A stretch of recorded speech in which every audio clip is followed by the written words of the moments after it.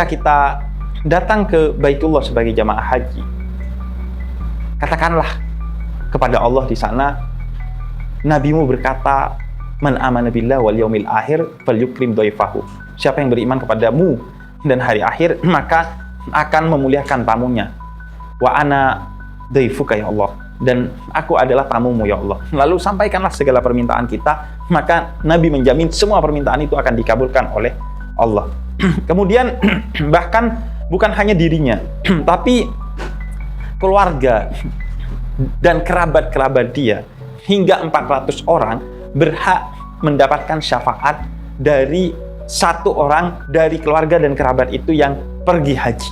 Jadi jamaah haji, ketika ia pulang, ia nanti di akhirat memiliki semacam voucher yang jumlahnya 400 untuk dibagikan kepada keluarga dan kerabatnya sebagai syafaat di akhirat kelak untuk masuk surga.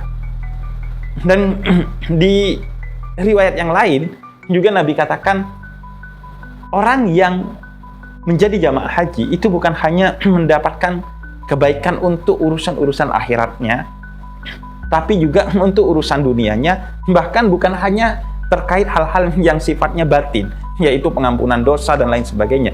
Tapi kata Nabi, orang yang menjadi jamaah haji, ketika dia menjadi jamaah haji dan saat dia pulang nanti akan menjadi pribadi yang sehat secara fisik, sebagai karunia dari Allah kepada dia. Karena sebagaimana kita yakini dan baca dari Al-Quran, yang menciptakan kita, memberikan kita kesehatan dan obat bagi kita yang sakit itu Allah.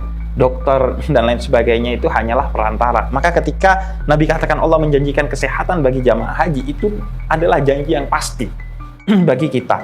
Di luar itu banyak sekali kemuliaan yang didapatkan bagi seorang jamaah haji. Di luar yang paling mendasar bahwa berangkat haji ke Baitullah, man istata'a ilaihi sabila, bagi yang mampu, itu adalah rukun Islam yang kelima. Dia pondasi bagi keislaman kita, yang jika kita mampu tapi kita tidak menjalankannya, berarti kita tidak memegang salah satu dari rukun atau pondasi Islam itu sendiri. Seperti orang yang nggak sholat, seperti orang yang nggak zakat, seperti orang yang nggak puasa, yang bahkan jika itu dilakukan karena ingkar kepada haji, maka ia bisa dijatuhi telah keluar dari Islam. Atau kalau itu dilakukan karena mengentengkan, maka itu termasuk dari dosa-dosa yang menyebabkan kita tergolong orang-orang yang fasik dalam Islam. Maka dari itu, haji adalah perkara yang tidak bisa ditawar-tawar lagi bagi orang yang mampu. Begitu orang yang mampu, ia harus berniat dan mengimplementasikan niatnya untuk berhaji. Tapi kan jadwal tunggu haji bertahun-tahun, bahkan belasan hingga puluhan tahun. Pertama ya, di Indonesia itu belasan puluhan tahun. Di luar negeri seperti Malaysia itu bahkan ratusan tahun. Jadi pertama, lu bersyukur dulu bahwa di sini itu belasan tahun, atau bahkan mungkin cuman 25 tahun, tapi dibandingkan Malaysia itu 100 tahun bahkan lebih. Yang kedua, dalam satu riwayat dari Imam Bukhari dan Muslim, Nabi katakan, dengan penuh rahmat, Allah itu mencintai kebaikan dan membenci keburukan. Sehingga jika kita berniat baik dan kemudian tidak kesampaian karena sesuatu dan lain hal di luar diri kita, maka kita telah dihitung melakukan kebaikan secara sempurna. Jadi, ketika kita berniat untuk berangkat haji, namun karena waktu tunggu yang lama menyebabkan akhirnya kita sakit dan tidak bisa berangkat, atau akhirnya kita wafat dan tidak bisa berangkat, maka Allah telah menghitung kita telah menjadi jamaah haji yang mabrur, asalkan kita telah berniat. Begitu juga kita pengen nih berangkatin orang tua kita untuk haji, tapi waktu tunggunya masih lama. Yang penting niat dulu. Apakah niat itu hanya di hati? Menurut para ulama, niat itu bukan hanya perkara hati, tapi mengimplementasikan niat itu semampu yang bisa kita lakukan. Dengan apa? Dengan daftar haji. Jadi, ketika seorang telah berniat haji, maka dia harus mengimplementasikan niatnya semampu dia melalui menabung atau mendaftar. Berangkat atau tidak berangkat itu bukan urusan kita. Itu murni adalah urusan Allah, yang ketika kita sudah menabung atau mendaftar, kita dihitung menjadi jamaah haji yang mabrur dan mendapatkan semua kemuliaan yang tadi disampaikan. Karena begitulah janji Allah melalui nabinya, bahwa siapa yang berniat melakukan kebaikan, dia dihitung telah melakukan kebaikan secara sempurna, walaupun tidak terjadi apa yang diniatkan itu karena sesuatu di luar faktor diri kita sendiri.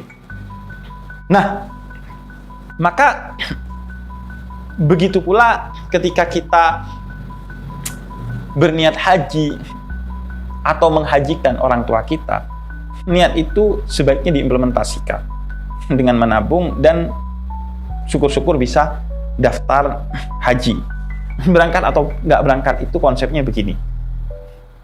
Kalau Allah ingin menemuimu, maka dia akan memanggilmu dengan caranya.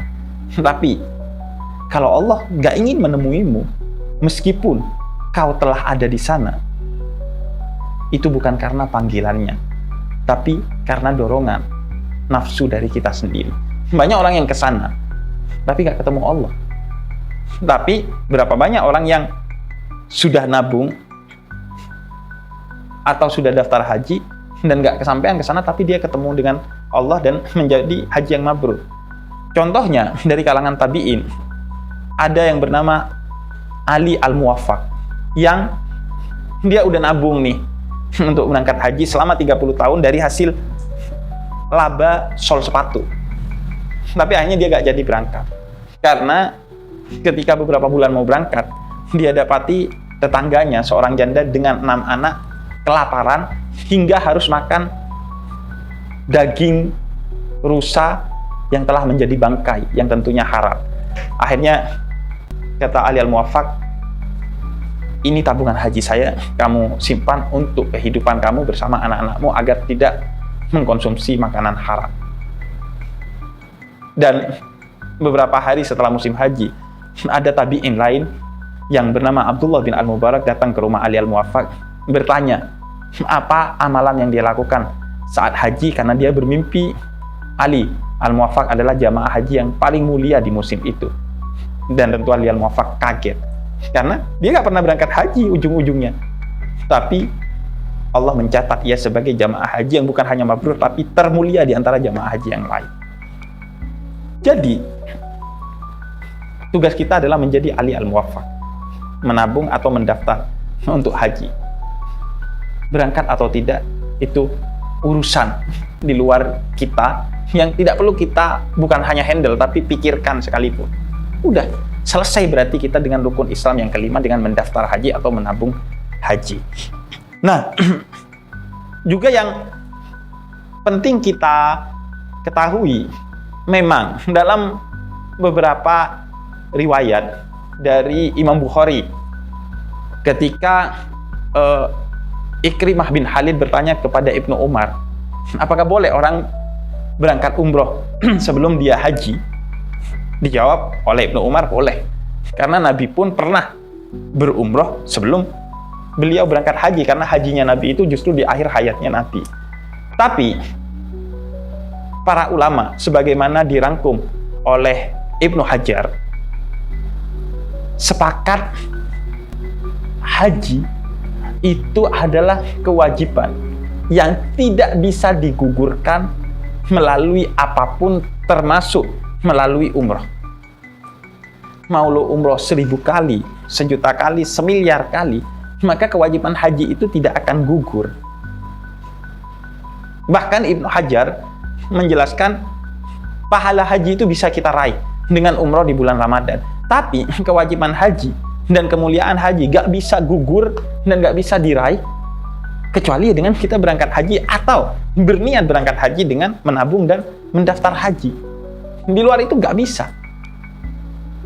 Karena itu, orang yang kemudian meremehkan untuk menabung atau mendaftar haji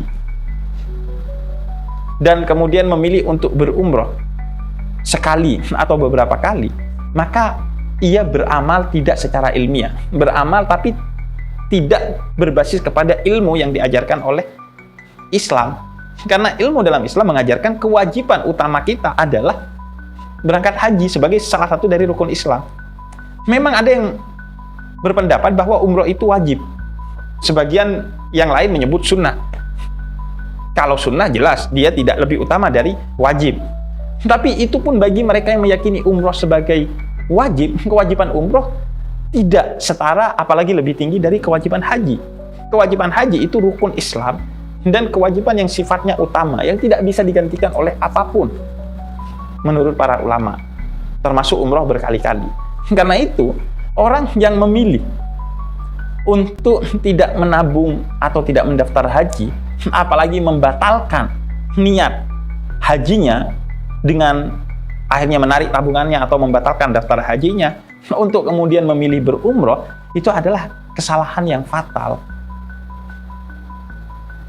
Yang harus kita lakukan adalah berniat haji dengan menabung atau mendaftar haji. Setelah tabungan itu rampung memenuhi syarat daftar haji, atau setelah kita daftar haji, barulah kemudian kita mau umroh sekali, dua kali, berkali-kali.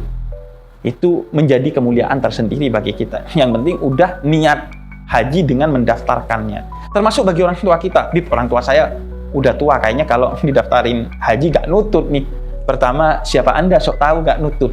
Umur itu milik Allah. As-sa'a, waktu itu hak prerogatif Allah, jangan sok tahu.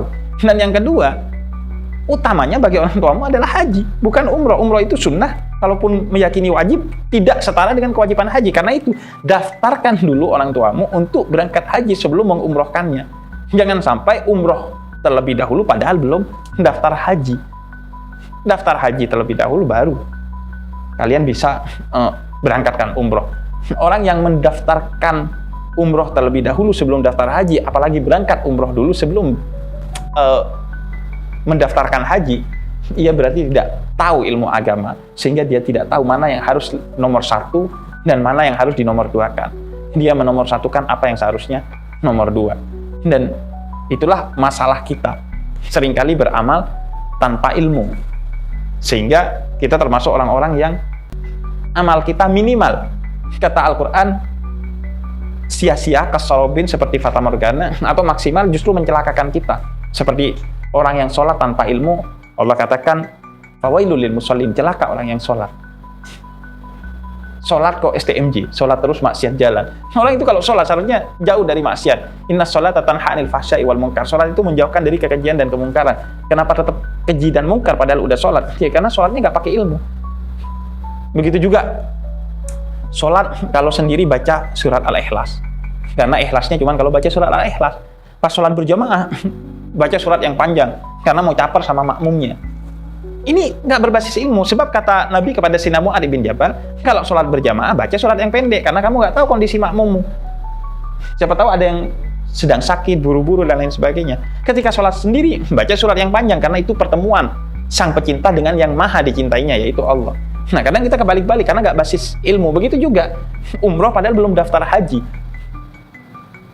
Maka bisa jadi akhirnya justru umroh itu menjadi kesalahan atau bahkan kecelakaan bagi kita karena tidak berbasis ilmu. Nah,